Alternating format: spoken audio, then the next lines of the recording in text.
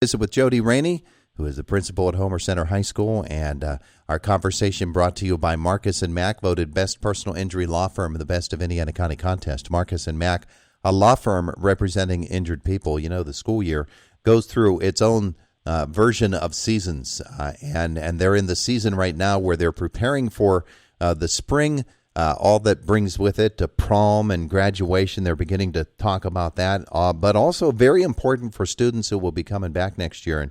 And Principal Rainey was just talking with a student about working on her schedule for next year. It is a really important time, particularly for juniors, I would assume. Jody, good morning. Yeah, good morning. I think it's a good time for all of them. Actually, we're coming down the home stretch now. But we're riding those horses hard, and we're making sure we're going to come across the finish line in first place, hopefully. But it is a great time. It's an exciting time. We just started.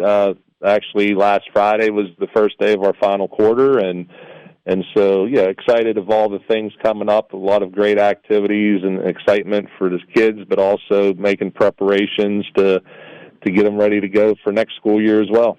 You notice that about kids when they get to the final quarter of the year and they begin to think about, okay, what's the summer going to be like? What's the rest of the year going to be like? Do you notice a change in them? No, I think it's just I think there's more of an excitement that they know that the tunnel's coming to an end here pretty soon, and we're going to be out in the light. And I just think, with the prom, and like you said, and there's a lot of different activities in addition to prom, and you got graduation for the seniors, but you also got class trips and field trips, and I just think that, overall, I think it's an exciting thing. Some people think, like, how do you get them to finish strong, and how do you keep them on task? I think that focus comes, but also the excitement of it. I think the positivity that it creates actually is a good thing for us, and it helps us carry us through. Yeah, absolutely. And, of course, you have standardized tests. There's probably not anybody really thrilled about that part of it, is there? Yeah, that starts next month, Todd. Towards the end of April, we do obviously the PSSA. That'd be for our 7th and 8th graders. So they have their test coming up in April. And then as we roll into May, we have some students that are taking the AP exams for advanced placement courses that we offer. So we have students doing that. And then we roll into our Keystone exams, which is the kind of test for kids that are in Algebra 1, biology, and our literature kids. That impacts our 9th graders the most because we do all 3 of those at the 9th grade level here at Homer Center for a variety of reasons. But we like to get that data down and be able to, for the kids that do score advanced or proficient, they don't have to take another test. It's also a pathway for graduation if they get proficient or advanced on all 3. But also, if the kids need a little bit more time than that, then we have data that tells us specifically their strengths and their areas of need. And then in the future, we can target those, and then they have opportunities to retest as they continue through up to the conclusion of their 11th grade year. One of the things that we hear at this time of the year when those standardized tests are coming up is maybe people aren't always excited about them as we might think that they would be. I say that tongue-in-cheek. But there is value to them, is there not? Well, there's value to them, so I think, in the fact that, it gives us data and it helps us see where a student might be, excel, like in different anchors. They really break down the test, and also where areas where they could improve. My thing is, I get frustrated when I hear the thing all the time that you're teaching to the test, you're teaching to the test. I look at it this way. We do spend a lot of time setting our test. Like, we are required to teach certain anchors and standards. Okay, that's a requirement of the state that we do. Okay, so we are teaching those things. Okay, and they're more skill-based in my mind than they are content-specific. But what happens is, I'll give you an example. Mm-hmm. Okay, have you ever taught your kid how to ride a bike? Okay, so teaching, in my mind, comes down to 3 things. My objective is to teach my kid how to ride a bike. The activity is, like, put them in training wheels, I take them off, maybe I hold the seat, we do different things, kind of walk behind them, and then eventually I push him, and then he's riding a bike, hopefully, right? Mm-hmm. So teaching, number one, what's my objective? My son will learn how to ride a bike. What activities do I use to teach him how to do that? Then step 3 is I check for understanding, okay? Uh-huh. So when I wanted him to ride a bike, that I didn't teach him, I didn't assess him by making him drive my car. Okay, in other words, so anytime you teach anything, you're teaching to the test. The test is the mastery of the objective. If I want my kid to be able to ride a bike and I teach him how to do that, now I give him the test. I'm going to ask him to ride the bike. I don't ask him to drive a car. I asked him to ride a bike. So did I teach to the test? Yeah, because the test was, can you ride a bike? Mm-hmm.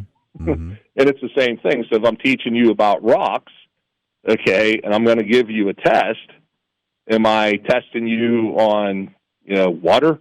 No, I'm testing you on rocks. I mean, it's, so I get a little frustrated sometimes, and I think that's a nice little talking point that people like to use. You're teaching to the test. No, we're not. We're teaching what we're required to teach. And by the way we assess our kids throughout the course of the year, we just tell our kids when we get to the test is like, guys, you've done this 500 times this year. The way that you might write, respond to what they call text-dependent analysis. Okay, like there's a certain way that you do that, and we teach them how to do that, and we tell them they've done it 10,000 times this year. So we look at it like this. It's like sports. You practice. The test for me is game day. Mm-hmm. You've worked all year. Here's your time to show that your practice paid off. And so I don't put a lot of stock into the test so much. I mean, the test gives us information that can help our kids learn and grow. That's how I look at it. It's something we have to do. So do I sit around and complain about it? Do I focus my whole life on it? No, my focus is to make sure our kids are learning the things that they need to learn and have the ability to do the things that they need to do, so they are on equal footing when they enter into either post-secondary training or schooling, they enter into the workforce, or they enter the United States service. Yeah, that's what I'm trying to do. Making good use. Yeah, so the test is, okay, that's something we got to do. So we can complain about it, or we can use it to our advantage to help our kids be the best version of themselves that they can be. Yeah, I like it. I like the whole philosophy of it. That's a good way to approach it. Of course, there are other things that we are approaching as the season comes along. Prom season, as we mentioned a couple of moments ago, graduation season too, and just the course of a year, of a student's year, and it really becomes student focused. It always is student focused, but I know that you're always looking for ways to get value out of a season of a year, and so with getting to this year, when you get to field trips, for instance, you want those to be learning experience for the kids. Well, absolutely. And part of school is learning how to, work collaboratively and cooperatively with other people. It's, learning how to interact in social situations. I mean, that's not it's not the written curriculum, but that's, curriculums are the things, obviously what happens or what a kid learns from the time he gets on the bus till the time he gets home at night. So there's a lot of opportunities for self-growth and learning through the field trips. And, especially for our seniors, most of them have been at Homer Center from the time they've entered kindergarten. So they've spent 13 years together, and you and I as adults know that, once when you're in a school our size, it's not real, it's easy to be close to your whole class. We're graduating 70-some kids this year. It's easy to be close with each other. But as we leave here and go our separate ways, we'd be lucky to maintain a really tight relationship with 2 or 3 of these people. And so I think it's just giving those kids a chance to really celebrate their 13 years together, and also understand that now is the next chapter, and there's so many more experiences that they will have throughout their life And we just hope that we've prepared them for that, and hopefully that they feel that while they were at Homer Center, not only did we really help them become stronger learners, but we helped them become stronger in people, and I think that we do that very well here, and I think other schools would feel the same. And so I think it's just a great time for them to realize that, hey, this was a great chapter of my life, and we're getting ready to turn the page. So let's celebrate what we've accomplished in 13 years together, and let's get ready for the next chapter and the next challenges of our lives.